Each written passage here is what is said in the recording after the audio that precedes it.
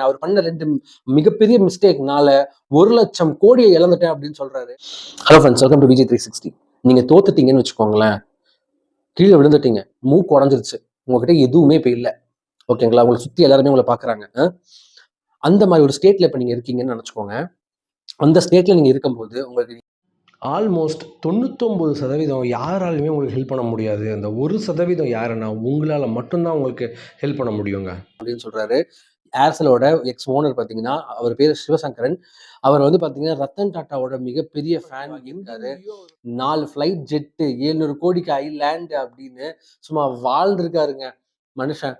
சரிங்களா? எல்லாம் போட்டுட்டு இப்ப ஹெல்த் கான்ஷியஸா நிறைய விஷயத்த பேசிட்டு இருக்காரு. இவரு என்ன சொல்றாரு அப்படின்னா, பணத்தோட டிஅட்டாச்மெண்டா இருங்க. பணத்தை தேடி ஓடுறதை விட இங்க பிசினஸோட முக்கியத்துவம் என்ன, லாங்குவேஜோட முக்கியத்துவம் என்ன, ஹிந்தியோட மிகப்பெரிய மிஸ்டேக்னால 1,00,000 கோடியை இழந்துட்டேன் அப்படின்னு சொல்றாரு. அந்த 1,00,000 கோடி அப்படிங்கிறத இதை பேஸ் பண்றாரு அப்படின்னா, லாங்குவேஜை சொல்றாரு. எந்த ஊர்ல இருந்திருக்கணும்னு சொல்றாரு. அது எந்தெந்த ஊர் தெரியுமாங்க? அவர் ஹிந்தி கத்துக்காம போனதையும், சென்னையில இருந்து அவர் வந்து நார்த் இந்தியாவுக்கு போயிருக்கணும், டெல்லி மும்பை மாதிரி ஒரு இடத்துல இருந்திருக்கணும்னு சொல்றாரு.